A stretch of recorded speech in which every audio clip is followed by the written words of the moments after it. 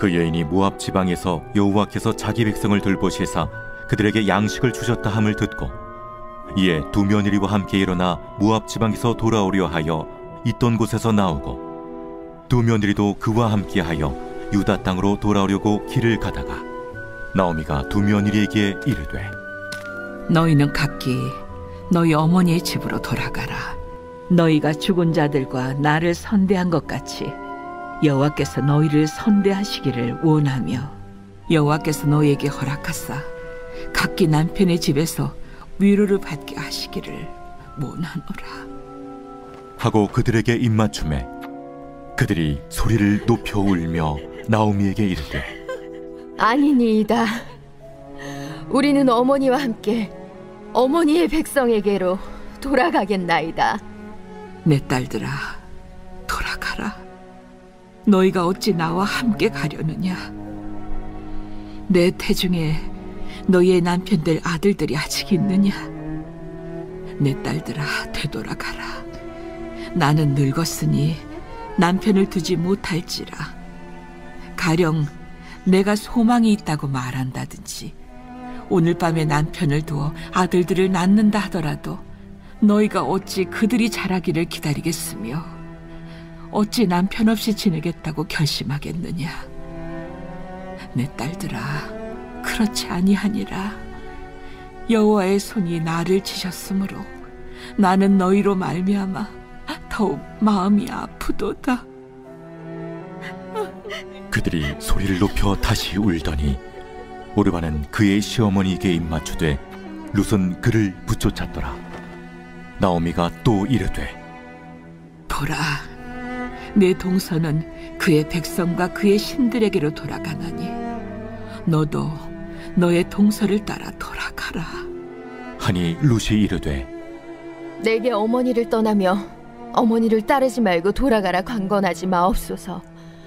어머니께서 가시는 곳에 나도 가고 어머니께서 머무시는 곳에서 나도 머물겠나이다.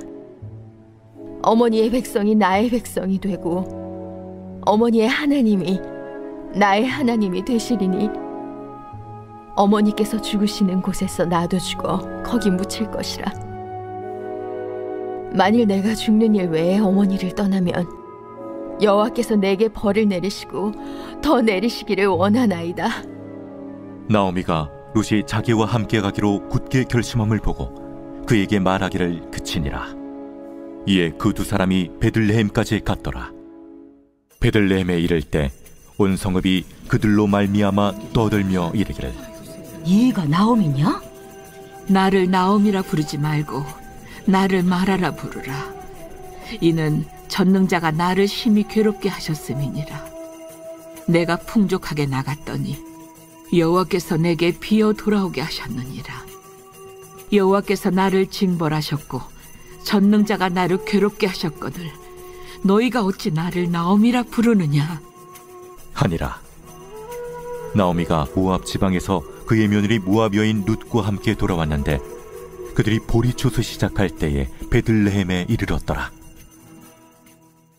할렐루야. 우리 귀한 섭리로 우리의 삶을 이끄시는 주님을 찬양합니다. 우리 높으신 하나님 앞에 감사와 찬양과 영광의 큰 박수 올려드리겠습니다.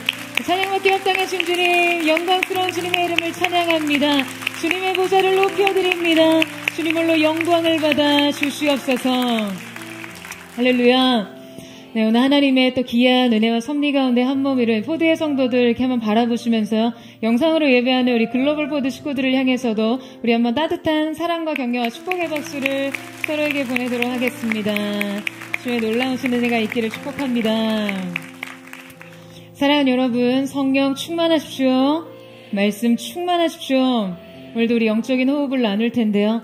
우리 영혼의 들숨과 날숨으로 우리가 받아들여야 할 것과 우리가 내뱉어야 될 것들, 몰아내야 될 것들이 무엇인지 이 시간 깊이 호흡을 들이마시면서 주님의 사랑을 우리의 영혼 육가운데 받아들이고 그 사랑의 능력으로 우리 안에 있는 모든 연약한 육신의 근심과 걱정과 인생의 두려움을 몰아내는 것이죠.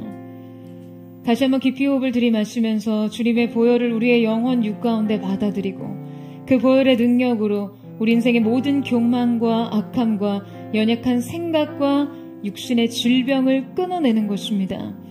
오늘 우리가 함께 예배하며 나아갈 때 정말 우리의 인생을 은혜로 수놓으시는 그 주님의 손길 안에서 믿음으로 주님의 길을 새롭게 달려가는 거룩한 은혜가 있게 되기를 주님의 이름으로 축복합니다.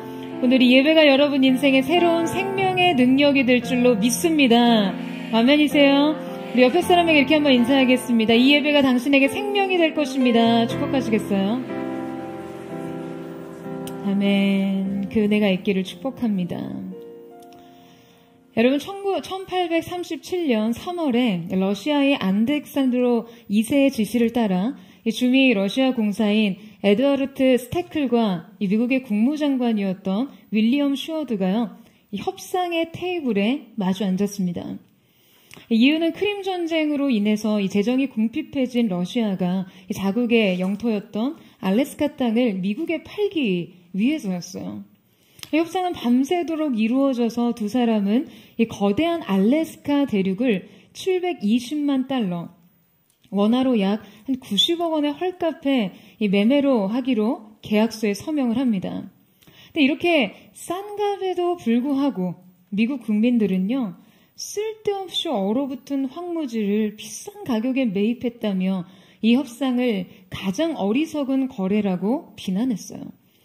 당시 슈어드의 뻘짓이라는 말이 유행할 정도로 이 알래스카의 매입을 주도했던 윌리엄 슈어드를 아주 혹독하게 몰아세웠는데요. 그런데 그 뒤 100년도 채 지나지 않아서 알래스카에서는요, 엄청난 양의 금광이 발견되었고 거대한 유전도 발견되었습니다. 미국 해저 석유 매장량의 30%를 차지하고 세계 매장량 1위를 차지하고 있는 석탄, 금, 은, 철광석 등의 이 부존 자원과 풍부한 산림 자원, 관광 자원, 그리고 이 앵커리지는요, 유럽과 북미 아시아를 가장 빠르게 이어주는 교통의 요충지로서 세계 5위, 이 모든 항공 물동량을 자랑합니다.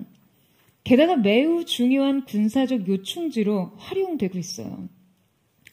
처음에는 많은 사람들의 비난이 있었지만 결과적으로 윌리엄 슈어드의 선택은 위대한 선택이 되었습니다.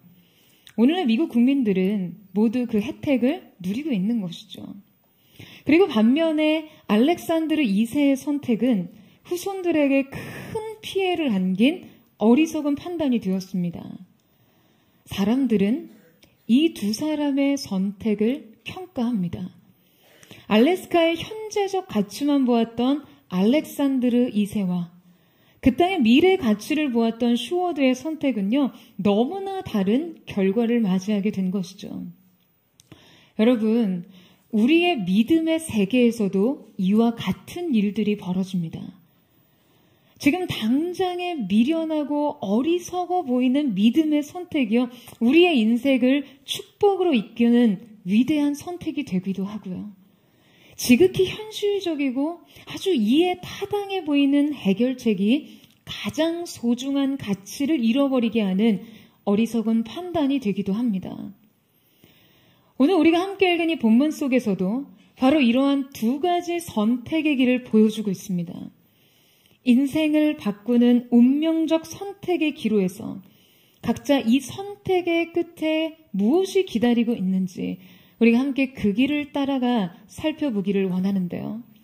오늘 말씀에는 하나님께서 그 백성에게 양식을 주셨다는 소식을 듣고 드디어 약속의 땅으로 귀향을 선택한 두 여인의 이야기가 나옵니다. 가장 먼저 이 여인들의 인생의 전환을 표현하고 있는 한 가지 동사를 주목하게 되는데요. 자, 이 동사는 오늘 우리가 함께 읽은 본문에서 여러 차례 반복되어 사용되고 있어요. 자, 여러분 그것이 무엇일까요? 바로 돌아오다 라는 동사입니다. 여러분 이 표현은 영어로는 계속해서 go back으로 번역되고 있는데요. 돌아가다라는 말의 의미는 지금 기준이 되는 어떤 위치를 전제하고 있는 것이죠. 그냥 가는 게 아니에요. 어디론가 정처 없이 떠나는 게 아니에요. 자, 돌아간다는 것은 다시 회귀하는 것입니다. 그러니까 본래의 자리를 찾는 것이죠. 이 동사가 계속해서 이 여인들의 삶에 반복돼서 사용되고 있어요. 그런데 의미심장한 것은요, 이 동사의 적용이 과연 나오미에게는 합당하지만 오르바와 룻에게도 적합하냐라는 거예요. 그럼 베들레헴이라는 약속의 땅이 분명 나오미에게는 돌아가야 할 땅이지만 오르바와 룻에게도 그러하냐라는 것입니다. 그녀들은 그곳 출신이 아니었어요. 베들레헴은 그녀들의 소속이 아니었습니다. 그곳은 미지의 땅, 낯선 땅, 이방인의 땅이었습니다. 그러니까 오르바와 룻에게 약속의 땅은 아무것도 남겨둔 것이 없고 기억도 없고 돌이킬 것도 없는 그런 곳이었어요. 그 땅은 두 며느리들에겐 돌아갈 것이 아니었습니다. 두 며느리가 돌아갈 곳은요, 오히려 모압 땅이었죠. 하지만 이 동사가 반복되어 사용되면서 이들의 행위를 촉구하고 묘사하고 있는 것은요, 어쩌면 바로 지금 이 여정에 대한 그들의 결단과 선택이 지금 단지 그들의 행방에 관한 것이 아니라는 것을 알 수 있습니다.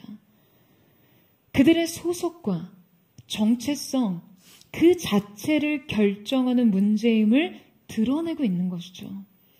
단순히 어디로 가서 어디서 거주하느냐의 문제가 아니었습니다. 단순히 먹고 살기 위해 이주를 택하는 문제가 아니었어요. 이 선택은 삶의 정체성과 소속을 결정하는 문제였습니다. 그럼 결국 오늘 본문에 등장하는 세 여인은요, 모두 돌아가기를 결정합니다. 나오미도 오르바도 룻도 각자 돌아가기를 결정했어요. 이 선택으로 끝내 그들은 각자의 영적인 소속과 신분을 결정하게 됩니다. 특별히 오늘 나오미와 그녀의 자부 룻의 선택에 드러난 그들의 믿음을 대조적으로 살펴보면서 오늘 우리도 그 믿음의 선택을 하기를 원하는데요. 나오미의 선택에 드러난 그녀의 믿음의 첫 번째 특징은 바로 신앙의 이율배반입니다. 우리 함께 본문 6절에서 9절 말씀을 같이 한번 읽어보도록 하겠습니다. 시작. 그 여인이 모압 지방에서 여호와께서 자기 백성을 돌보시사 그들에게 양식을 주셨다 함을 듣고 이에 두 며느리와 함께 일어나 모압 지방에서 돌아오려 하여 있던 곳에서 나오고 두 며느리도 그와 함께하여 유다 땅으로 돌아오려고 길을 가다가 나오미가 두 며느리에게 이르되 너희는 각기 너희 어머니의 집으로 돌아가라. 너희가 죽은 자들과 나를 선대한 것 같이 여호와께서 너희를 선대하시기를 원하며 여호와께서 너에게 허락하사 각기 남편의 집에서 위로를 받게 하시기를 원하노라 하고 그들에게 입맞춤에 그들이 소리를 높여 울며. 자, 여러분 지금 이 장면은 나오미와 두 자부의 아주 눈물겨운 이별의 모습을 소개하고 있습니다. 지금 벌어지는 상황이 여러분 어떤 상황이었죠? 있던 곳에서 나오고라는 말은요, 나오미가 자신의 삶에서 빠져나오고 있다는 의미입니다. 이것은 지금 그녀의 삶 전체를 가리키는 것이었어요. 이 시간과 공간, 모든 삶의 습관과 형편 모두를 이제 과거로 돌리고 새로운 미래를 향해 발을 내딛었습니다. 그런데 그때 돌연 이 나오미는요, 그녀의 자부 오르바와 룻에게 각기 자기 어머니의 집으로 돌아가라고 권합니다. 어떤 심경의 변화가 있었는지 모르겠어요. 왜 나오미는 갑작스럽게 며느리들에게 자신의 고향으로 돌아가라고 강권하게 된 것일까요? 그녀의 심경의 변화를 확신할 수는 없지만 두 가지 정도로 추측할 수가 있습니다. 가장 먼저는 나오미가 고향에 돌아갔을 때 직면해야 할 그 여러 가지 상황과 부담을 계산한 결과일 수 있다는 것이죠. 여러분, 나오미가 지금 베들레헴에 돌아가면요, 당장 자신과 남편의 고향 땅에서 수많은 친족과 이웃들과 재회를 해야 합니다. 그때 남편과 두 아들을 잃고 졸지에 과부가 된 자신의 처제가 공개되는 것은요, 자기 체면과 자존심을 전부 내려놓지 않고서는 안 될 문제였어요. 얼마나 많은 사람들이 자신의 딱한 처지를 동정하고 안타까워하겠어요. 그녀의 존재를 까맣게 잊고 있다가 초라한 모습으로 귀환한 나오미를 보면서 실제 베들레헴에는 크게 소요함이 있었다라고 기록되어 있습니다. 그러니까 어쨌든 이 베들레헴행을 선택한 이상 나오미는 지금 이 체면과 자존심에 대해서는 내려놓았다는 것을 알 수 있어요. 그녀는 이 수치를 감당하기로 결정한 것이에요. 그런데 나오미의 자부가 이 길에 동행을 할 경우에는요, 조금 더 민감한 문제가 끼어듭니다. 바로 그들에게 연민과 동정의 대상이 될 뿐 아니라 비난의 대상이 될 수도 있다는 것이죠. 여러분, 유대 사회에서는요, 이방 여인과의 결혼을 용납하지 않았어요. 그러니까 나오미가 모압 땅에서 아들들에게 그 이방의 여인들을 취하게 했다는 점은요, 유대 사회에서는 크게 비난받을 수 있는 행위였습니다. 그러니 자신의 고향 땅의 모압 며느리들을 둘이나 대동하는 일이 지금 더 큰 스캔들의 원인이 될 수 있던 것이죠. 그는 며느리들의 존재로 인해 자신의 과거를 숨길 수가 없게 됩니다. 그러니까 며느리의 존재는 그녀의 실패를 넘어 죄에 대한 폭로였으니까요. 이 동행은 그녀에게 큰 심리적인 부담이었겠죠. 또 한 가지의 이유는 아마도 이것이 이 두 며느리를 정말 소중한 딸처럼 아끼던 나오미의 진심 때문이었을 거예요. 이들의 관계는요, 매우 친근했던 것 같아요. 나오미는 두 며느리가 앞으로 처하게 될 그 현실에 대해 무게감을 느꼈어요. 마음이 아팠을 거예요. 젊은 나이에 남편을 잃은 이 두 여인의 처지가 그냥 너무 딱한 것이죠. 그래서 그녀는 이 딸 같은 며느리들에게 진심으로 남은 행복을 빌어주고자 했던 거예요. 나오미는 두 며느리에게 모압으로 돌아갈 것을 강권하면서 하나님께서 그녀들을 선대해 주시기를 위해 기도합니다. 그리고 나오미가 빌어주는 그 축복의 기도를 듣고 두 며느리들이요, 소리 높여서 울고 있어요. 여러분, 너무 눈물겹죠? 눈물 납니다. 지금 이들이 떠나면 나오미는요, 그 자신은 그야말로 혼자가 되는 거예요. 그럼에도 불구하고 두 며느리들을 떠나보내며 지금 이들의 행복을 빌어주는 나오미의 강한 연민은 눈물겨운 것이었어요. 여러분, 이 이별은요, 슬픈 이야기예요. 그리고 동시에 이것은 너무나 안타까운 이야기입니다. 이 사랑과 정은 인간적으로 너무 이해가 가요. 그러나 이 사랑과 정이 그저 지극히 인간적인, 참을 수 없이 인간적인 데에 그친다는 것이 안타까운 것이죠.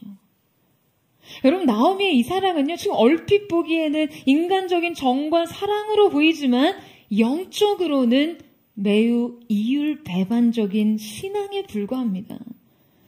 여러분, 나오미는 지금 10년 전 그녀가 모압으로 이주를 선택했을 때 범했던 실수를 똑같이 범하고 있어요. 반복해서 범하고 있어요. 여러분, 모압으로의 이주 역시 인간적으로는요, 충분히 이해할 수 있는 것이었어요. 하지만 그것이 하나님의 약속과 축복 아래에 있는 선택이 아니었기에 동시에 영적으로는 여러분 어떠한 의미가 있었죠?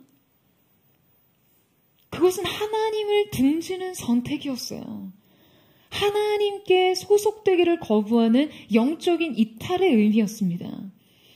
그런데 지금 나오미는 똑같이 이 실수를 반복하고 있는 것이죠. 나오미는 지극히 현실적인 해결책을 며느리들에게 제시하고 있습니다. 베들레헴에게 흉년이 닥치자 자신들에게 살 길이라곤 이 약속의 땅을 떠나서 기근을 피하는 것이라고 생각하던 그녀의 그 현실 판단은요, 이 두 자부의 인생을 향해서도 발휘돼요. 나오미는 생각합니다. 두 며느리들아, 너희들의 살 길은 모압 땅에 있다. 너희들의 남은 행복은 그 땅에서 새 출발하는 것뿐이다. 여러분, 지금 나오미는요, 두 며느리들의 삶의 유일한 대안을 모압 땅에서의 재혼으로 제시하고 있는데요. 여러분, 이거 사실상 어떠한 의미가 있나요? 자, 우리 15절 말씀을 같이 한번 읽어보도록 하겠습니다. 15절 말씀 시작. 나오미가 또 이르되 보라, 내 동서는 그의 백성과 그의 신들에게로 돌아가나니 너도 너의 동서를 따라 돌아가라 하니. 자, 여러분, 모압으로 돌아가는 이 선택은요, 단지 그녀의 거주지를 결정하는 문제가 아니었습니다. 지금 오르바와 룻이 나오미의 두 아들들과 결혼을 했다는 것은 이 두 며느리가 이스라엘의 신앙에 편입되면서 그 여호와 하나님을 향한 믿음으로 개종했다라는 의미입니다. 그런데 지금 너희 어머니의 집으로 돌아가라라고 한 것은요, 다시 그들의 이방 신앙을 선택하고 개종하라라는 의미예요. 여러분, 저는 이 시선에서 나오미의 신앙의 근본적인 결핍을 발견합니다. 나오미의 이 반복된 실수를 보면서 정말 뼈저리게 느끼는 것이 있어요. 우리가 이 땅에서 영적인 이탈 없이, 그 영혼의 치명적인 실패 없이 신앙생활 하려면 이 행복감부터 바꿔야 하는구나. 인생의 성공과 행복을 판단하는 이 시선과 기준부터 재정립해야 하는구나. 여러분, 대체 두 여인에게 남은 희망이 무엇입니까? 대체 남은 행복이 무엇이 남은 행복입니까? 왜 나오미는 두 며느리가 모압으로 돌아가 재혼하는 것이 삶에 남은 유일한 희망이라고 생각했을까요? 그 모압으로 돌아가는 것이 바로 그들의 이방 신에게로 돌아가는 것임을 알면서도 말이에요. 그녀의 재혼이라는 것은 이방의 신을 섬기는 자들과의 연합을 의미하는데요. 여러분, 이게 어떻게 행복입니까? 저주죠. 이게 어떻게 인생의 남은 희망이 될 수 있어요? 그냥 망하는 거죠. 여러분, 이건 그냥 망하는 거예요. 영혼의 멸망을 선택하는 거예요. 그런데 지금 나오미가 한술 더 떠서요, 이 선택에 축복을 빌어줍니다. 여호와께서 그들을 선대하시기를 기도해요. 즉 하나님 외에 다른 신에게로 다시 돌아가는 며느리들을 선대하시고 심지어 각기 새로운 남편의 집에서 위로를 받기를 허락해달라고 기도합니다. 지금 쉽게 말하면 두 며느리의 개종을 하나님이 좀 축복해달라고 그렇게 말하고 있는 거예요. 여러분, 대체 이게 양립할 수 있는 신앙입니까? 자신의 삶에 부인할 수 없는 그 하나님의 절대적인 주권을 깨닫고 결국에는 약속의 땅으로 돌아가면서요, 정작 사랑이라는 이름으로 지금 두 며느리들에게 영적인 죽음을 선택하게 하는 건 말이에요. 게다가 지금 이 신앙의 변질에 축복이 있기를 바라다니요. 여러분, 이것이 바로 신앙의 이율배반이죠. 문제는 여러분, 이 이율배반적인 신앙의 행태가요, 우리들에게서도 너무나 흔하게 나타난다라는 것입니다. 전형적으로 하나님의 복을 구하면서 하나님의 뜻을 구하지 않는 신앙의 모습이 그렇습니다. 지금 나오미는 진심으로 며느리들을 위해 기도해요. 끓어오르는 정과 주체할 수 없는 사랑으로 그 며느리들을 돌려보내면서 함께 소리 높여 울고 있어요. 감정이 앞섭니다. 그 감정으로 기도는 해요. 간절함은 있습니다. 신앙의 행태는 흉내냅니다. 거룩한 의식을 치러요. 하지만 본질이 뭡니까? 그녀가 추구하는 행복이 뭐냐는 거예요. 지금 그녀가 빌고 있는 이 축복이 여러분 무엇입니까? 또다시 하나님 없는 삶으로 두 여인의 인생을 몰아넣고 있는 것이죠. 여러분, 인간적인 사랑이요, 진짜 우상이에요. 인본주의가 이 시대 진짜 우상인 것처럼 인간적으로만 사랑하는 거, 여러분, 거짓 사랑의 핵심입니다. 여러분, 제가 지금 사랑하지 말라는 게 아니죠. 로맨스 무시하는 거 아니에요. 연애하지 말라는 거 아닙니다. 오해하지 마세요. 제발 하세요. 누가 하지 말라는 얘기가 아니에요. 제 말은 제대로 하라는 것입니다. 아멘이세요? 여러분, 청년사역을 오래 하다 보면요, 청년들의 특징을 잘 알아요. 저희가 이제 예배를 마치고 쌀 모임으로 이제 흩어지면 이제 그날 예배 때 받은 은혜 받은 것을 자신의 삶에 적용하는 시간이 있잖아요. 그런데 이때 모든 나눔과 적용에 은혜의 깔때기 이론이 있습니다. 바로 오늘 받은 은혜가 하나의 깔때기에 꽂혀서 그 하나의 초점에만 쏟아 부어진다는 것이죠. 청년들에게 그것은 결혼이에요. 여러분, 그런데요, 한 가지 명심하세요. 이 은혜의 깔때기를 결혼에만 꽂아두면요, 여러분, 장담하지만 그 결혼과 연애는 건강하지 못해요. 먹이를 찾는 하이에나처럼 사랑의 대상을 찾다가는요, 여러분, 건강한 영적인 분별을 할 수가 없거든요. 여러분, 생각해보세요. 사랑받고 싶어서 안달난 사람이 뭐가 매력이 있습니까? 하나님 앞에 이 사랑의 충족을 경험한 상태가 가장 매력 있어요. 하나님 앞에 내가 정말 건강한 영적 존재와 인격으로 설 때 여러분, 풍요로운 사랑도 할 수 있는 것입니다. 아멘이세요? 제가 일부에도 느꼈지만 이 말씀 중에 연애와 결혼 이야기를 하니까 굉장한 몰입력이 있어요. 여러분의 눈이 얼마나 반짝이는지 제가 일부에도 막 눈이 부실 지경이었어요. 지금 이 시간 가장 많이 은혜를 받는 성도님들, 아멘이라고 하고 싶은데 굳이 절제하고 있는 그런 분들이 많이 있다라고 느끼는데요. 여러분, 그러고 나서요, 결혼하면 이제 그 유일한 결핍이 해결됐잖아요. 그러니까 이 시기가 영적으로는요, 가장 피폐합니다. 간절한 내적인 갈망이 사라졌어요. 이때 관심이 얼마나 현세적이고 쾌락적인데 머무는지 몰라요. 그래서 잘 먹고 잘 사는 일에 골몰합니다. 하나님을 향한 예배와 중심은 뒷전이에요. 자녀가 영혼의 면죄부가 됩니다. 그냥 육아에 지친다는 이유로요, 그냥 시간만 나면 맛집이나 탐방하는 문화. 온갖 영적 태만과 소비 문화에 찌들어 있는 시기가 바로 이 시기예요. 깔때기는 이제 오직 자녀 양육으로 향해 있어요.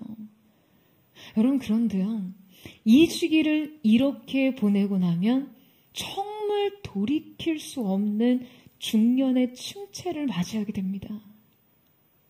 여러분, 우리의 사랑이 인간적인 사랑에서 그치는 것만큼 우리의 신앙을요, 위태롭게 하는 것이 없습니다. 영혼의 문제를 간과한 사랑이 진정한 사랑일까요? 그냥 먹고 사는 문제에 전부를 거는 것이 진정한 행복일까요? 여러분, 우리는 우리의 사랑을 한번 진단해 봐야 합니다. 그리고 우리의 행복과 성공을 바라보는 그 시선 또한 진단해 봐야 해요. 하나님 없는 삶을 선택하면서 그 삶에 하나님의 축복을 구하는 이 신앙의 이율배반. 하나님의 뜻에는 관심조차 없으면서 오로지 하나님의 축복만을 구하는 신앙의 현주소. 여러분, 저는 포드의 성도들 가운데 우리가 바라보는 인생 행복, 성공, 사랑에 대한 시야 교정이 있기를 주님의 이름으로 축원합니다. 행복을 위해 살기보다 영광을 위해 사세요. 하나님의 축복보다 하나님의 뜻에 더 큰 관심을 둘 수 있는 믿음의 사람들 되시기를 주님의 이름으로 축원합니다. 여러분, 오늘 본문에 나오미의 이 신앙적 특징과는 아주 대조적인 한 여인이 등장합니다. 바로 나오미의 자부 룻이에요. 이 룻의 선택에 드러난 그녀의 믿음의 첫 번째 특징은 바로 신앙의 초지일관입니다. 나오미의 강권으로 인해 이 오르바의 선택은요, 그녀의 고향 이 모압 땅으로 향합니다. 그녀는 그녀의 땅으로 돌아갑니다. 그녀의 신들에게로 돌아갔어요. 자, 그런데 이때 다른 한 여인의 선택이 우리를 감동시키죠. 우리 14절에서 16절 말씀을 같이 한번 읽어보도록 하겠습니다. 시작. 그들이 소리를 높여 다시 울더니 오르바는 그의 시어머니에게 입맞추되 룻은 그를 붙쫓았더라. 나오미가 또 이르되 보라 내 동서는 그의 백성과 그의 신들에게로 돌아가나니 너도 너의 동서를 따라 돌아가라 하니 룻이 이르되 내게 어머니를 떠나며 어머니를 따르지 말고 돌아가라 강건하지 마옵소서. 어머니께서 가시는 곳에 나도 가고 어머니께서 머무시는 곳에서 나도 머물겠나이다. 어머니의 백성이 나의 백성이 되고 어머니의 하나님이 나의 하나님이 되시리니. 자, 여러분, 오르바는 뒤돌아 자기 고향으로 떠났어요. 그런데 룻은 나오미를 붙쫓았다라고 표현합니다. 이때 붙쫓았다라는 의미는요, 따바크라는 동사로서 지금 두 개의 물체가 이 물리적으로 딱 달라붙어서 떨어지지 않는 상태를 묘사할 때 쓰는 단어입니다. 여러분, 지금 룻이요, 나오미에게 엉겨 붙어 있다는 거예요. 그러니까 이 동사의 사용은 시어머니 나오미를 따르겠다는 그 룻의 결의와 이 열망이 얼마나 강하고 열렬했는지를 보여주는 것이죠. 룻이 가려는 곳은 경제적인 부와 안락한 환경이 보장된 곳이 아니었습니다. 행복이 보장된 곳이 아니었어요. 여러분, 지금 룻이 어디를 떠나 어디로 가려는지를 보세요. 무엇을 버리고 무엇을 선택한 것인지를 보세요. 제가 앞서 말했지만 오늘 본문에 반복적으로 사용된 동사 돌아가다는요, 베들레헴으로 향하는 이 여정에서 사실상 나오미에게만 해당하는 것이지 결코 룻에게 해당하는 말이 아닙니다. 나오미에게 베들레헴은 돌아가는 일이지만 그러면 룻이 돌아가야 할 곳은요, 현실적으로는 모압 땅이었어요. 그녀가 시어머니 나오미와 함께할 것을 선택하는 일은요, 동시에 자기 어머니에게로는 가지 않겠다는 말입니다. 이 선택은요, 동시에 다른 삶을 거부하는 것이었어요. 룻이 나오미와 함께 있기를 선택한 것은 정작 자신의 고향과 가족으로부터 단절되는 것이고 자신의 출신과 정체성 모두를 뒤로 하는 것이었어요. 여러분, 이 선택은요, 본질적으로 하나님의 백성인 언약 공동체의 일원으로서 자신의 소속과 신분을 확실하게 붙잡는 선택이었습니다.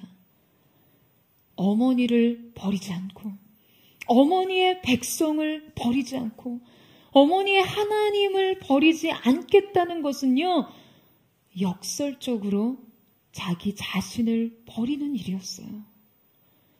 그렇다면 그녀는 이 선택을 통해 결국 무엇을 얻고자 했던 것일까요?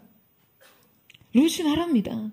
어머니가 가시는 곳에 나도 가고 어머니께서 머무시는 곳에 나도 머물고 어머니의 하나님, 그 하나님이 나의 하나님이 될 것이라고요.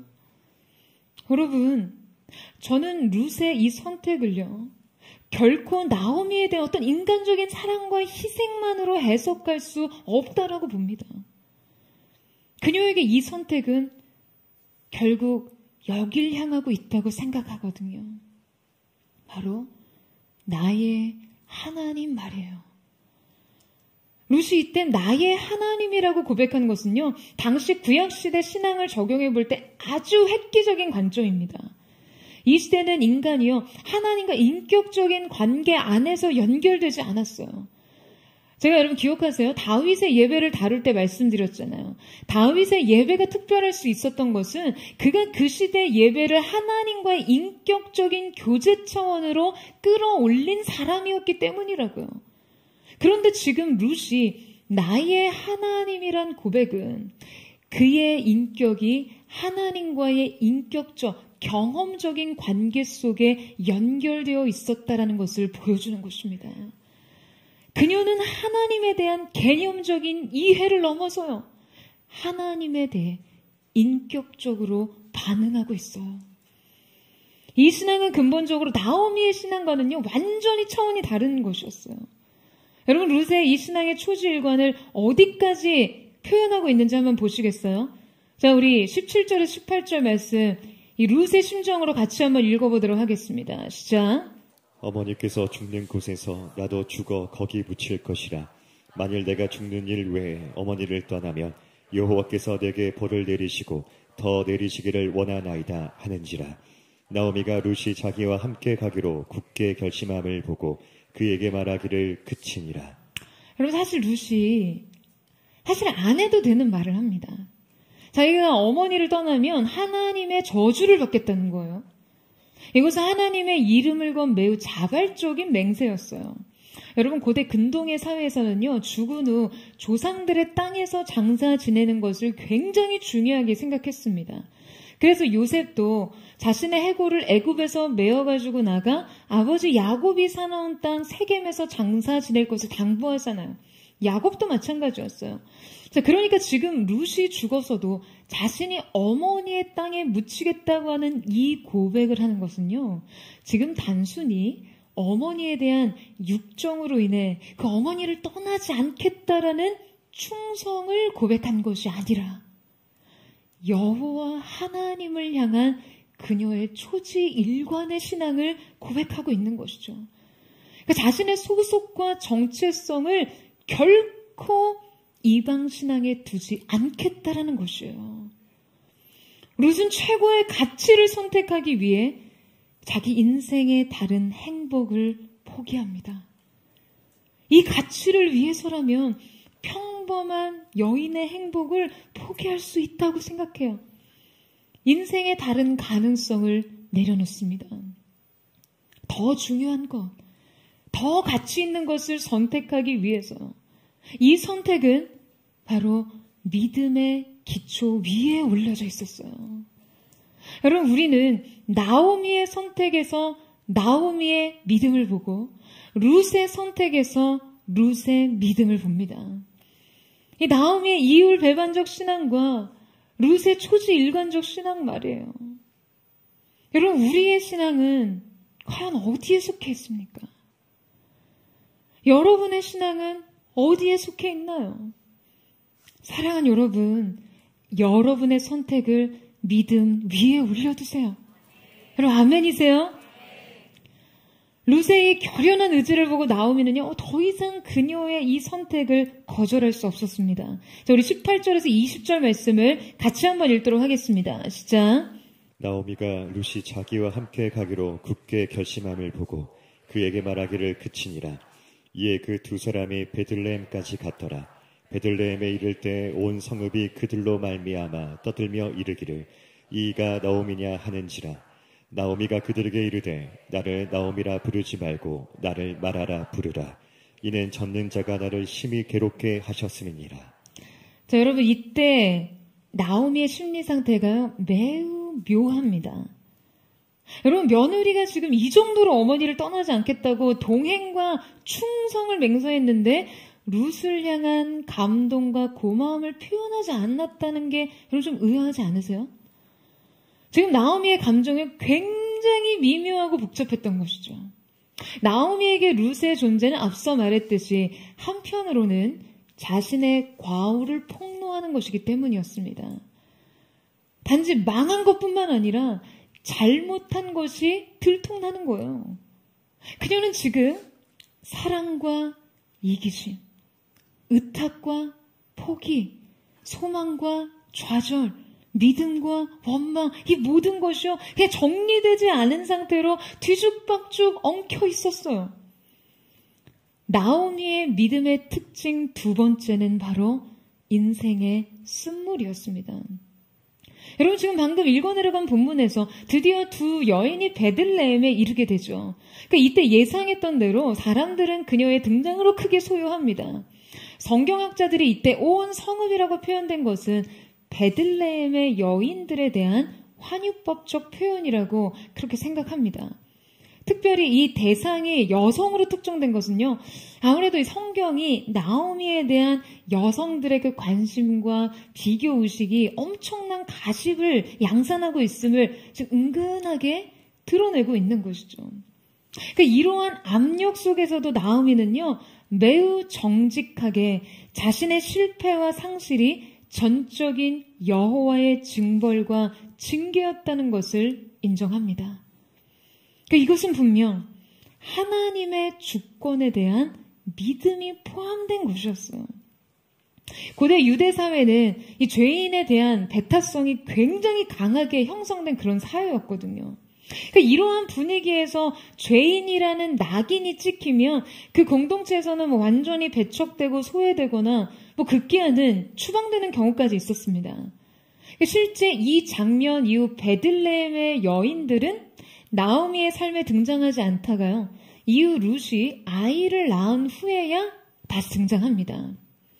그러니까 그 사이 나오미의 사회적 관계는 완전히 단절되어 있었던 것이죠.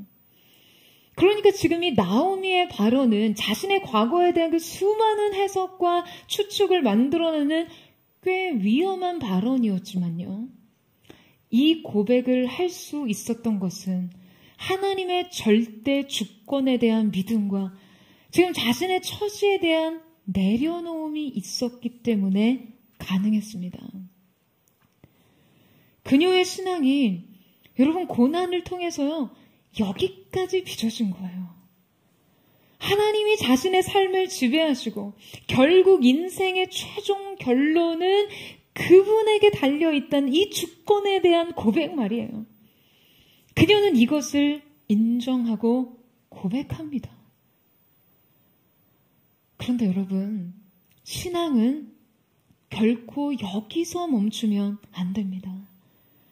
우리의 믿음이 절대 이 고백에서 그치면 안 돼요. 지금 나오미가 자신을 동정하는 사람들에게 자신을 나오미라고 부르지 말고 여러분 뭐라고 부르라고 합니까? 마라라고 부르는 말을 합니다.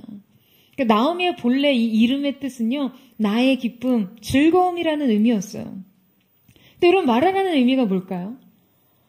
이 마라라는 뜻은요, 슬픈 것, 쓴 것이라는 뜻이에요. 그러니까 나는 지금 기쁨이라고 불릴만 하지 않다는 거죠. 내 인생을 쓰다라고 부르라고 합니다. 여러분 지금 나오미가 스스로 자기 이름을 바꿔버립니다. 여러분 하나님께서 사람을 쓰실 때요, 새로운 사명과 부르심에 따라 종종 그 이름을 바꿔주시기도 했어요.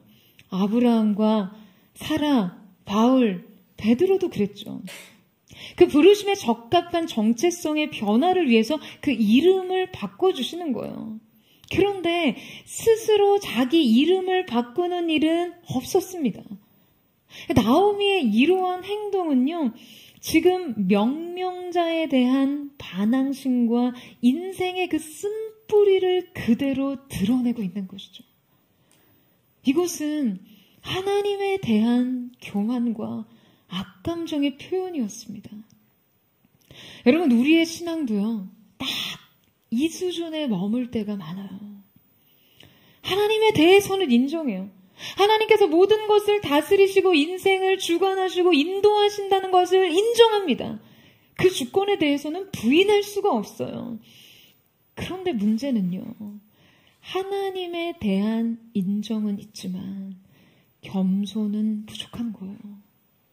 인생의 여러 고난과 역경을 통해 하나님의 주권에 대한 경험은 있지만 하나님의 선하심에 대한 경험은 부족한 것이요. 여러분 그래서 종종 우리도 이렇게 말하잖아요. 하나님이 살아계신 건 알아. 그런데 그 하나님이 나를 사랑하시는 건 모르겠어. 하나님이 나를 살리시기도 하시고 죽이시기도 하신다는 건 알아. 그런데 그 하나님이 나를 살리기 위해서 죽기를 선택하신 분이라는 건 아직 모르겠어. 여러분 바로 이 신앙의 지점 말이에요. 여러분 우리의 신앙이 바로 여기에 머물면요, 하나님에 대한 우리의 마음에 쓴뿌리가 남습니다. 우리 인생은 쓴물이 되고 말아요. 사랑하는 여러분, 우리의 믿음이 어디까지 나아가야 할까요? 우리의 믿음은 여러분 어디에 머물러야 합니까? 오늘 성경에 등장하는 나오미는 마라와 같은 인생이 되었어요. 그녀의 인생은 쓴물이었습니다. 그런데 여러분, 성경에서 마라가 마라로 끝납니까? 여러분, 이스라엘 백성이 마라 앞에서 갈증을 호소하며 부르짖을 때 하나님께서는 모세에게 한 나무를 지시하시면서 그 나무의 가지를 그 쓴물을 내는 우물에 넣으라고 하셨어요. 그 나뭇가지를 물속에 던졌을 쓴물은 단물로 바뀌게 됩니다. 나뭇가지의 존재 하나가 그 물의 성질을 다르게 한 것이죠. 여러분, 이 나뭇가지는요, 십자가의 표상입니다. 쓴물과 같은 인생에 예수 그리스도의 십자가가 던져지면 여러분, 이 인생은 단물이 되는 것이에요. 여러분, 아멘이세요? 여러분, 이 사실을 믿으십니까? 사랑하는 여러분 인생에 십자가를 던지세요. 마시지 못할 쓴물과 같은 그 인생에 예수를 더하십시오. 이 쓴물이 단물이 되게 하는 비밀은 십자가에 있어요. 이 마시지 못할 쓴물 같은 인생에 막대기 하나가 던져집니다. 이 막대기는 한 여인의 인생이었어요. 바로 룻의 인생이요. 룻의 믿음, 룻의 헌신, 룻의 사랑이 던져줍니다. 룻의 믿음의 특징 두 번째는 바로 인생의 단물이었습니다. 룻의 믿음의 선택과 헌신은 나오미의 인생의 쓴물을 단물로 바꿀 수 있는 결단이었어요. 뿐만 아니라 이 결단은 그녀의 인생을 근본적으로 또 총체적으로 뒤바꾼 선택이었습니다. 룻은 실패와 상실의 땅에서 만난 그 이방 여인이었음에도 불구하고 여러분, 훗날 그리스도의 계보를 이을 여인이 됩니다. 마태복음 1장의 기록에 보면 그리스도의 계보 중에 등장하는 3명의 여인의 이름 중에 한 사람이 룻이었어요. 룻은 보아스를 통해 오벳을 낳고 오벳은 이새를 낳고 이새는 바로 다윗 왕을 낳게 됩니다. 과부였던 이 이방의 여인 룻의 후배가 다윗 왕이 된 것이에요. 여러분, 놀랍지 않으세요? 여러분, 이것이 얼마나 기막힌 인생 역전입니까?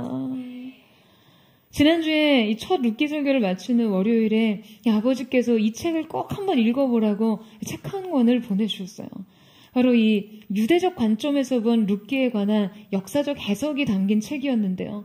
철저하게 유대 신앙과 역사를 통해 그 3000년 전의 사건을 파헤친 책이었습니다. 그 룻기서에 대한 유대 전통적 시선과 해석이 굉장히 신선하니까 이 룻기서를 강해하고자 한다면 꼭 한번 참고하라고 하시더라고요.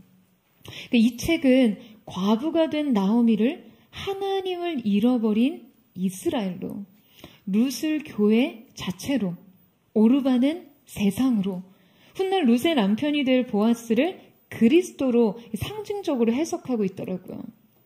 그러면서 실제 유대 역사서에 전해지는 이 이야기를 기록하고 있었는데요. 이스라엘의 주요 일간지인 예루살렘 포스터지에 1997년 6월 7일자 칼럼에 의하면요, 유대 문헌에 따른 오르바의 족보를 기록하고 있더라고요. 오르바는 시어머니 나오미를 따라 베들레헴에 간 룻과는 달리, 자, 여러분, 자신의 고향 모압으로 돌아갔죠. 그녀는 그곳에서 거인족 르바임의 후예와 결혼했다라는 그 이야기가 역사적으로 전승된다는 거예요. 그래서 그 유대 역사의 기록에 따르면 오르바가 낳은 아들이 이스비였고, 이스비가 낳은 아들이 바르실레였고, 이 바르실레가 아들을 낳았는데요. 자, 여러분, 이 바르실레의 아들이 누구인지 아세요? 이 바르실레의 아들이 바로 가드의 거인 골리앗이라는 거예요. 자, 여러분, 룻의 증손자가 누구였죠? 바로 다윗 왕이었습니다. 그런데 지금 오르바의 증손자가 누구라고요? 골리앗이라는 거예요. 룻은 다윗의 증조 할머니였고, 역사적인 기록에 따르면 오르바는 골리앗의 증조 할머니가 되었다는 거예요. 여러분, 과연 누가 다윗과 골리앗의 이런 관계를 상상이나 할 수 있었겠어요?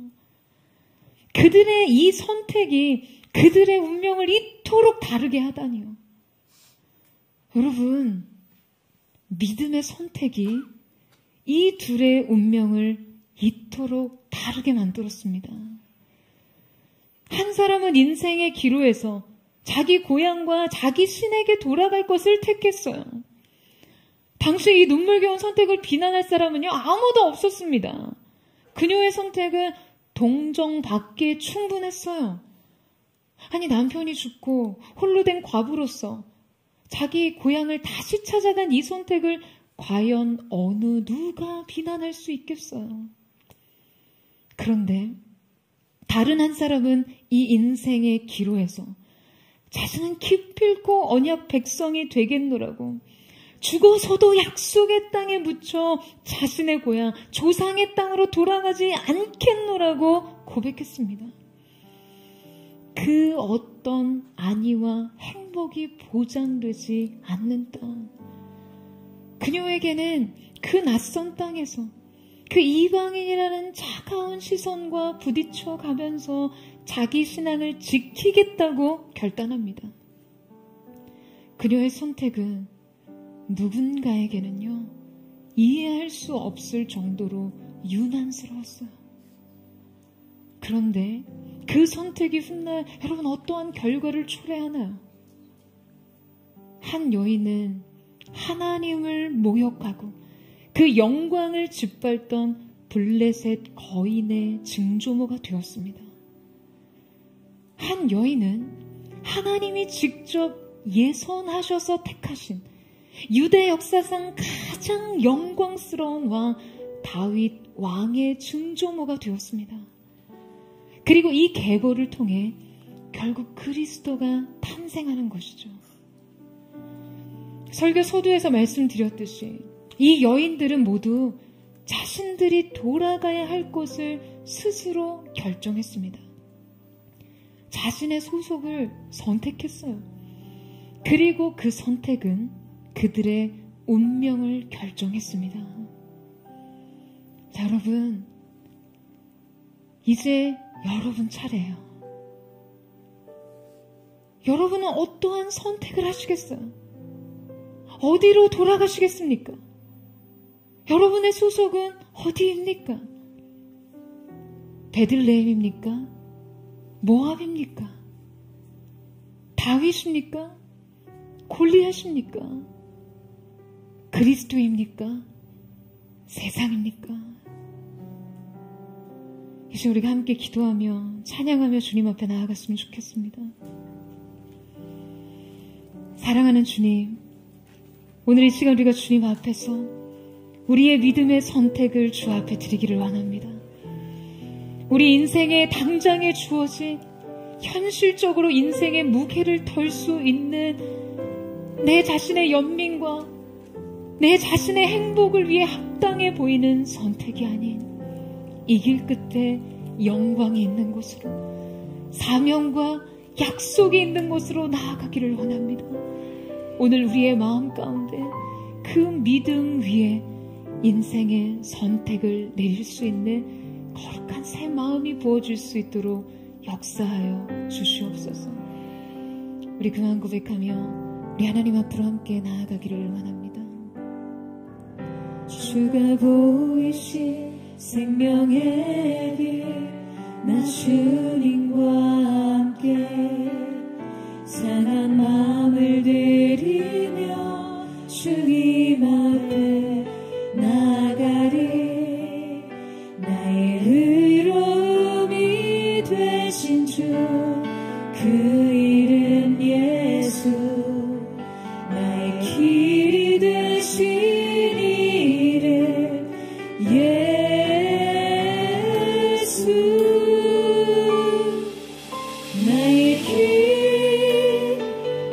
오직 그가 하시나이 나를 단련하신 후에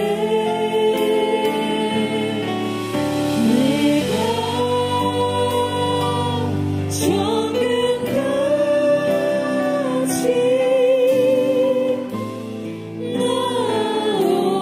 나오리라. 우리 함께 고백하며 나아가기를 원합니다.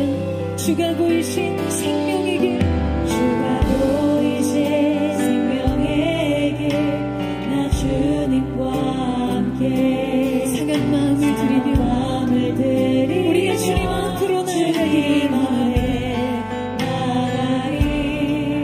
나의 의로움이 되신 주, 그 이름 예수, 나의 길이 되시니 예수, 나의 길 오직 그가 하시나니 나를 단련하신 후에 내가 나아가 정금같이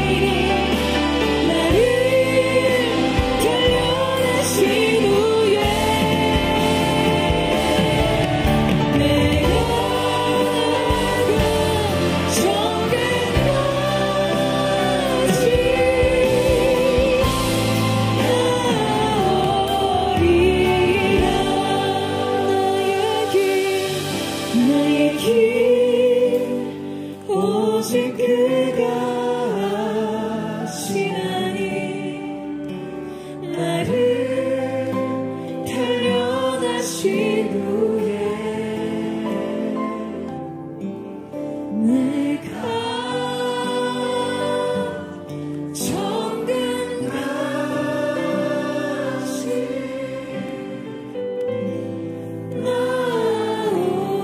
나오리라. 사랑하는 주님, 오늘 우리의 인생에 굽이치는 삶의 길목마다 우리 앞에 놓여진 이 선택의 기로에서 사랑하는 포도의 성도들이 믿음의 선택을 주 앞에 내리는 하나님의 사람들로 살게 하여 주시옵소서. 주님, 내 인생의 형편과 상황이 너무나 이 선택이 당연해 보이지 않습니까? 이것이 내 행복을 위해서 내 인생의 현실적인 이 선택이 가장 지혜로운 방법이 아니냐는 질문 앞에서 주님, 우리가 세상을 향해 우리의 이전의 행복을 찾던 삶을 향해 나아가지 않게 하시고 오직 하나님의 영광을 위한 삶의 선택이 오늘의 믿음의 선택이 되게 하여 주시옵소서.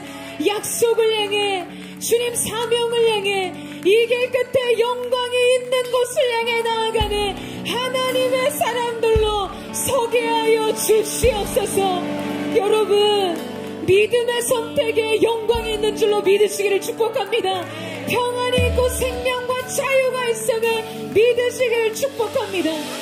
하나님의 길을 가면요, 베들레헴으로 향하는 길은 행복과는 무관한 방향이 될 거라고. 내 인생 행복을 위해 살라고요. 내 인생 행복을 위해 살라고요. 그 행복을 위한 기회를 쫓아가라고 말하는 세상의 속삭임, 이 모든 거짓 회방이 예수님의 이름으로 끊어지기를 축복합니다. 주님, 오늘 새로운 믿음의 체계가 우리 가운데 새겨지게 하여 주시옵소서. 영광을 향해 돌아가게 하여 주시옵소서. 주시옵소서. 주께로 약속을 향해 생명을 향해 나아가게 하여 주시옵소서.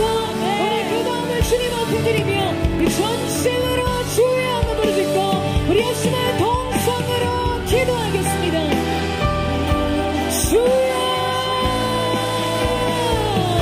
사랑의 주님, 오늘 이 시간 하는 사람들이 인생의 약속의 땅을 향해 주님을 부르신 사명과 내 아버지의 집이 있는 곳으로 그렇게 주 앞에 나아가기를 원합니다. 세상의 식상이 내 행복을 위해 살라고요. 때로는 이 미련 저희가 어리석은 인생이 결정한 선택이 그리스도의 계보를 영광스러운 선택이 될 줄로 믿습니다. 오늘 사람들의 인생 속 오늘 우리의 삶 속에 부비치는 인생의 길목마다 주어진 선택의 사정 속에 우리가 주님의 길을 선택하며 주님의 길로 향해 하나님의 길로 향해 거룩한 사람을 할 수 있도록 주님의 쌓여 주시기를 원합니다. 우리의 걸음이 주님과 함께 영광을 향한 길 위에 세워질 수 있도록 주여 함께하여 주십시오. 행복이라는 것도 타협하지 않게 하시고 인생의 그 누구도 못하는 곳에 자기의 연민적 선택, 악전적 선택, 슬픈 것 타협하고 인생에 손짓하는 세상의 손, 이방의 신으로 돌아가 세상의 원망과 속정으로 세상의 변에 저지하는 모든 길로 예수님의 이름으로 끊어지게 하시고 주님과 함께 약속의 땅 베들레헴으로 나가는 거룩한 하나님의 사랑, 거룩한 하나님의 은혜, 인생의 모든 것을 하나님 손에 의탁하게 넘겨드리는 하나님의 사람들 될 수 있도록 역사하여 주시옵소서. 이 대만적인 신앙의 행태들 예수님의 이름으로 하나님 끊어질지어다. 축복보다 하나님 당신을 얻기를 사모하는 거룩한 은혜를 될 수 있도록 역사하여 주시옵소서.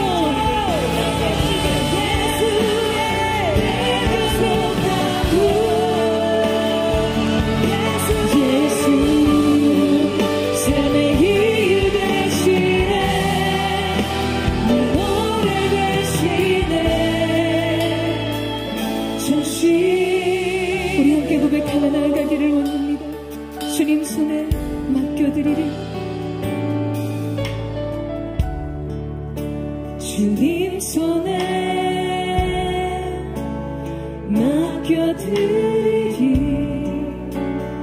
나의 삶 주님께 주님 손이 나의 삶 붙드네.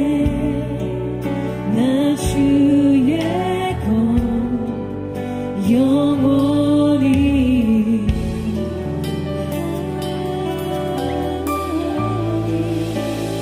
내가 믿는 분 예수,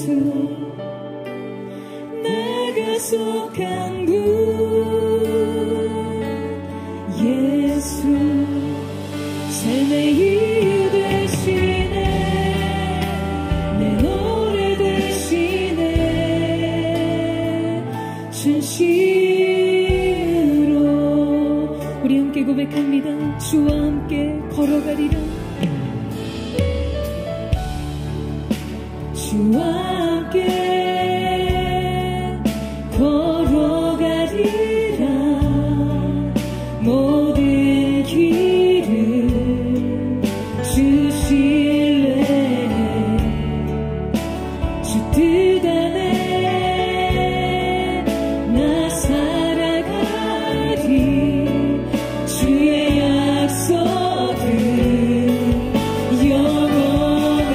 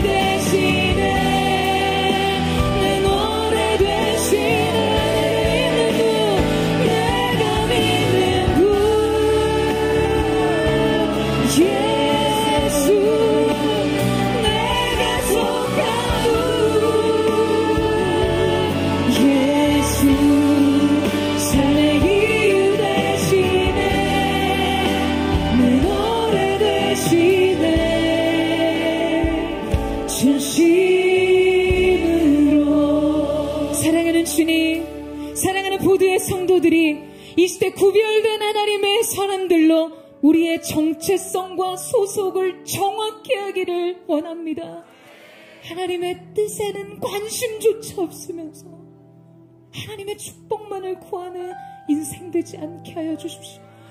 하나님이 이 결정에 어떠한 마음이 있은지는 구하지 않으면서, 묻지 않으면서 내가 한 결정에 은혜를 부어달라고요. 주님 선대해 주세요. 내 길 열어주세요라고 고백하는 신앙의 이율배반적인 모든 두 마음을 내려놓게 하여 주십시오. 정함이 없는 두 마음을 내려놓게 하여 주시고, 나의 하나님, 나의 아버지께로, 어머니의 하나님이 나의 어머님이 되고 나의 하나님이 되고 어머니의 백성이 나의 백성이 되리라. 내가 그 땅에서 죽기까지 어머니와 동행하겠다고 고백했던 룻의 신앙의 고백이 오늘 우리의 고백이 되게 하여 주시옵소서. 우리 인생의 길이 그 무엇이 있든 이 선택이 위대한 선택이 될 줄로 믿습니다. 주님, 우리 가운데 거룩한 능력을 기름 부어 주시옵소서. 우리 안에 두려움 없는 믿음이 부어지게 하여 주시옵소서. 이 믿음의 길에서 우리의 영혼의 귓가에 나의 사랑, 나의 어여쁜 자여, 너는 일어나 나와 함께 가자라고 말씀하시는 주님의 음성이 들려지게 하여 주시옵소서. 주님과 함께 그 길을 가게 하여 주시옵소서. 인생의 모든 두려움이 내려지게 하시고 두려움 없는 믿음과 거룩한 힘의 능력이 부어지는 은혜가 있게 하여 주시옵소서. 우리 주의 이름으로 짓고 우리 없으면 동성으로 기도하겠습니다. 주여, 사랑하는 주님, 오늘 이 시간 나의 사랑, 나의 어여쁜 자여, 너는 일어나 나와 함께 가자. 겨울도 끝나고 비도 그치고 나의 사랑, 나의 어여쁜 비둘기야, 너는 일어나 나와 함께 가자고 말씀하시는 주님과 함께 우리가 이 믿음의 길을 가기를 원합니다. 주님, 우리 가운데 새 힘과 능력을 부어주시옵소서. 우리 가운데 주님의 마음을 부어주시기를 원합니다. 이 선택 끝에 우리가 정말 하나님 앞에서 루시 경험했던 주님과의 인격적인 관계 속에 경험한 나의 하나님, 나의 하나님을 고백할 수 있는 그 믿음의 고백이 주 앞에 드려질 수 있도록 주여 함께 하여 주시기를 원합니다. 하나님의 사람들의 인생 속에 기름 부으시는 주님의 은혜, 그 주님의 은혜가 기름 부어지게 하여 주시고 오늘 하나님과 동행하는 삶의 기쁨으로 주 앞에 나아가게 되는 놀라운 은혜의 역사가 주님 우리 가운데 나타날 수 있도록 주님 함께 하시고 기름 부어주시고 주님 역사하여 주시옵소서. 우리를 부르시는 주님과 함께 새로운 믿음의 길을 걸어갈 수 있도록 주님 함께하여 주시옵소서. 사랑하는 주님, 주님이 오늘 나를 부르시는 그 부름 앞에 우리가 주님의 마음을 드리며 나아가기를 원합니다. 너는 오늘 일어나 나와 함께 가자 말씀하시는 주님과 함께 그렇게 주님 앞에 서기를 원하오니 주님 역사하시고 오늘 우리의 손을 붙잡고 새로운 인생의 여정 그 길을 걷게 하여 주시옵소서. 나의 사랑, 너는 어여쁘고 참 귀하다. 어느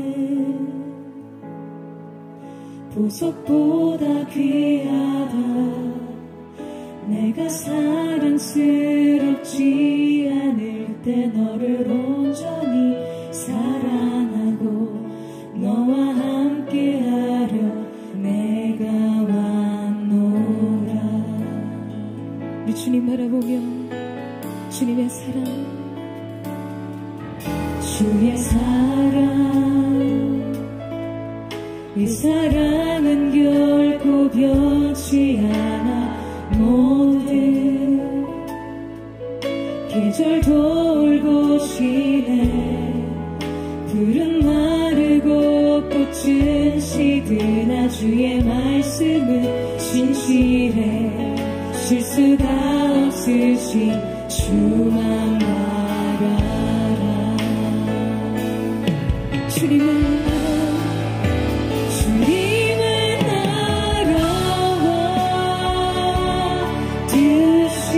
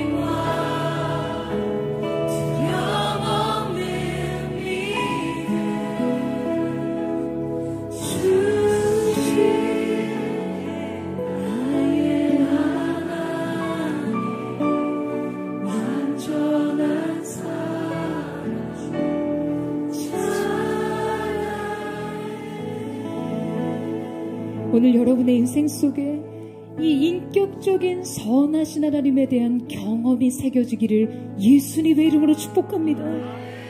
오늘 이 자리에 내 인생 사명의 자리로, 부르심의 자리로, 약속의 자리로 돌아갔음에도 불구하고 여전히 내 인생을 말하라고 불러달라고 말하는 분 있으세요? 하나님의 주권과 인도하심, 주님의 말씀의 능력, 내 인생을 향한 주님의 계획 모두를 인정합니다. 영광이 있겠죠. 그러나 주님, 내 인생이 왜 이렇게 쓴가요? 왜 여전히 이 슬픔과 고통의 자리, 괴로움의 자리에서 몸부림쳐야 하나요? 여러분, 이 고통 가운데 주님 앞에 신음하는 내 인생을 말하라고 불러다오 라고 말하고 싶은 성도들 이 자리에 있으십니까? 여러분 그 길을 가되 기쁨으로 가세요. 주님께서 여러분의 인생에 그 쓴물을 예수의 십자가로 단물되게 하실 줄로 믿습니다. 여러분, 이 사실을 믿으세요? 여러분, 이 사실을 믿으세요? 무엇이 여러분의 인생을 붙잡고 있습니까? 무엇이 영광을 향해 가는 그 걸음에 여전히 내 인생 말하라고 외치게 하나요? 예수께로 가세요, 여러분. 예수의 십자가 앞에 모든 것을 내려놓고 내 인생 쓴물을 단물되게 하시는 주님을 바라보십시오. 주님과 누리는 인생의 기쁨의 비밀을 여러분 안에 간직하는 은혜가 있기를 예수님의 이름으로 축원합니다. 모든 고통과 괴로움의 결박 예수님의 이름으로 명하노니 떠나갈지어다. 인생의 발목을 잡고 있는 실패가, 공황장애, 우울증 예수님의 십자가의 능력으로 명하노니 사라질지어다. 인생의 쓴물을 단물되게 하실 주님 앞에 주의 한번 부르짖고 우리 없으면 동성으로 기도하겠습니다. 주여, 주님과 누리는 교제의 기쁨, 주님과 함께하는 인생의 비밀, 우리가 그 안에서 기쁨으로 이 길 가기를 원합니다. 사명의 땅에서도 불평과 원망이 여전히 인생의 쓴뿌리로, 여전히 인생의 쓴물을 담아내는 내 인생의 고백에 예수 그리스도를 향한 기쁨, 주님과 함께하는 동행의 삶의 신비, 그 평안과 안식과 기쁨이, 그 자유와 능력이 우리의 것이게 하여 주시옵소서. 예수 앞에 있는 그리스도께 지치게 맞으심으로 보이는 마음으로 걷고 그리스도께서 직분을 받으심으로 보이는 평안을 누리로다. 오늘 그 신적 교환이 우리 가운데 있게 하여 주십시오. 주님과의 동행의 기쁨의 회복, 인생의 진정한 즐거움의 회복이 우리에게 있게 하여 주시옵소서.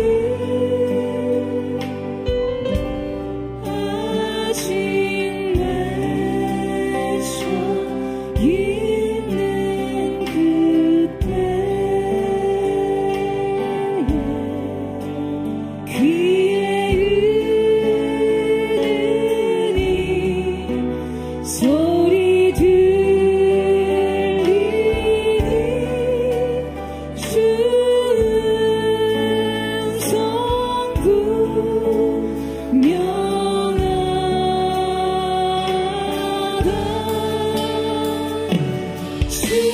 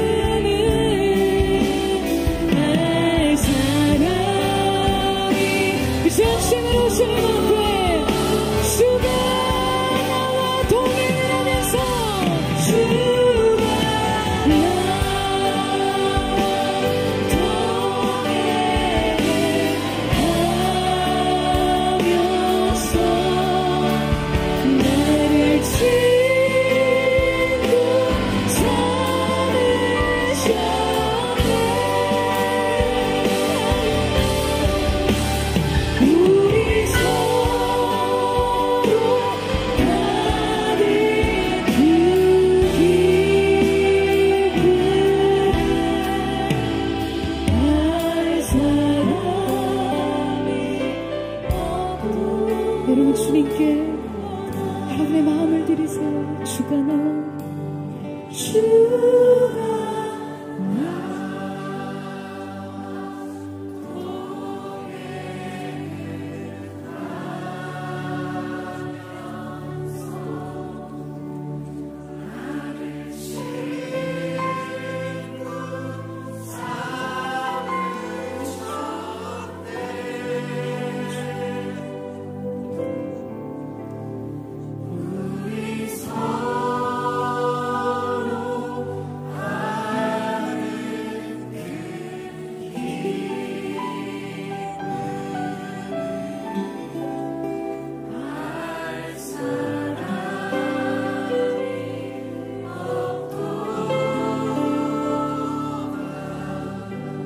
여러분, 종이 아닌 친구로서 그 길을 가십시오. 종이 아닌 신부로서 그 길을 가세요. 그 길을 가되 기쁨으로 가십시오. 주와 동행하는 그 선택의 걸음에 위대한 하나님의 뜻이 펼쳐질 것을 예수님의 이름으로 선포합니다. 믿음의 길 위에 서 있는 하나님의 사람들을 통해, 이 시대 모두의 성도들을 통해, 이 시대, 이 세대 가운데 그리스도의 영광의 계보가 계속될 것을 예수님의 이름으로 선포합니다. 주님 오시는 그 길을 예비하는 신부의 세대가 될지어다. 기쁨의 세대가 될지어다. 영광의 세대가 될지어다. 아멘. 사랑하는 주님, 감사합니다. 주님, 우리를 종으로 부르지 않으시고 친구라 부르셨고 신부로 부르셨습니다. 이제 우리가 주님 앞에 믿음으로 가는 이 사명의 길, 이 인생 행복을 쫓아 행하는 것이 아닌 영광을 따라가는 이 길의 여정 속에 주님, 이 길 끝에 영광을 보지만 우리 인생의 한 걸음 한 걸음의 여정이 동행의 신비와 그 아름다움의 은혜로 수놓아지는 영광스러운 걸음 되게 하여 주시옵소서.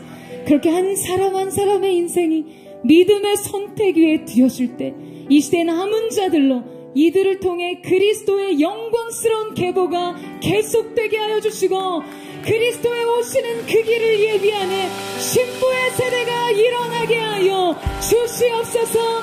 그렇게 우리를 통해 새 일을 행하시는 주님, 믿음의 계보를 다시 쓰게 하신 주님을 찬양하며 감사드리며 살아계신 예수님의 이름으로 기도드립니다.